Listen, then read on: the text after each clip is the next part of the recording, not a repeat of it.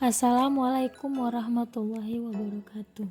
Perkenalkan, nama saya Jihan Julkurniawarela, NIM 20010202021, Prodi Sistem Informasi, kelas SI 4A.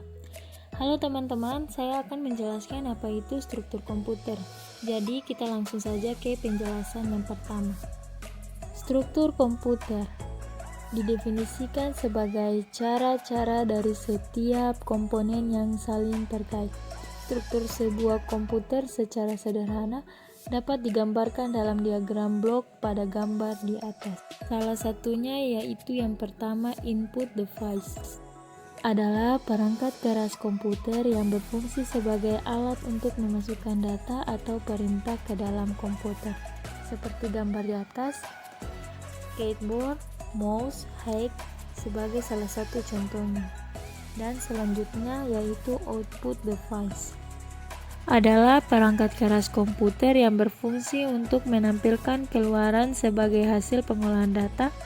Keluarannya dapat berupa hard copy ke kertas atau soft copy ke monitor, ataupun berupa suara, contohnya musik. Selanjutnya, input-output port digunakan untuk menerima ataupun mengirim data keluar sistem. Peralatan input dan output di atas terhubung melalui port ini. Yang kalian lihat di sini, input-output biasanya berada pada bagian belakang PC atau komputer, yang fungsinya untuk mencolokkan alat-alat dari input-output tersebut. Contohnya seperti monitor, speaker, dan juga mouse. Selanjutnya, CPU.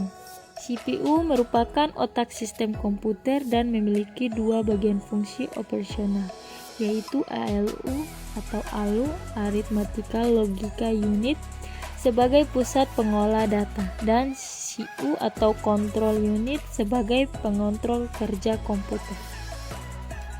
Gambar CPU sudah pasti tidak asing lagi untuk tidak kita mengetahuinya.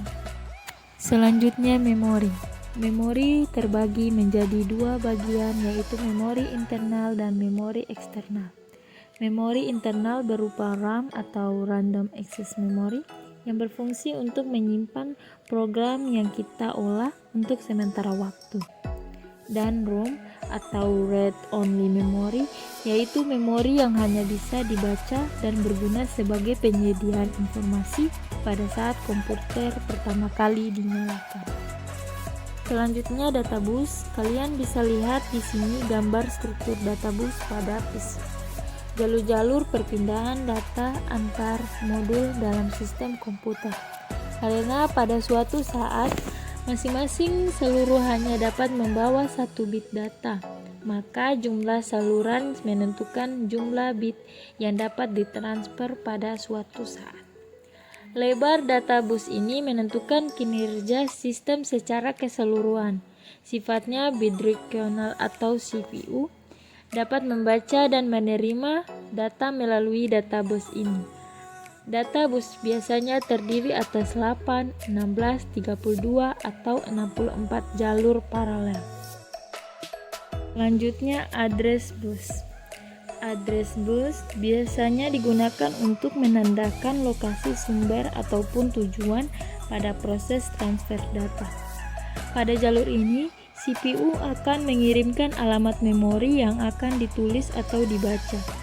Address bus biasanya terdiri atas 16, 20, 24, atau 35 jalur paralel.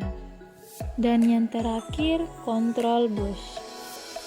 Control bus digunakan untuk mengontrol penggunaan serta akses ke databus dan address bus.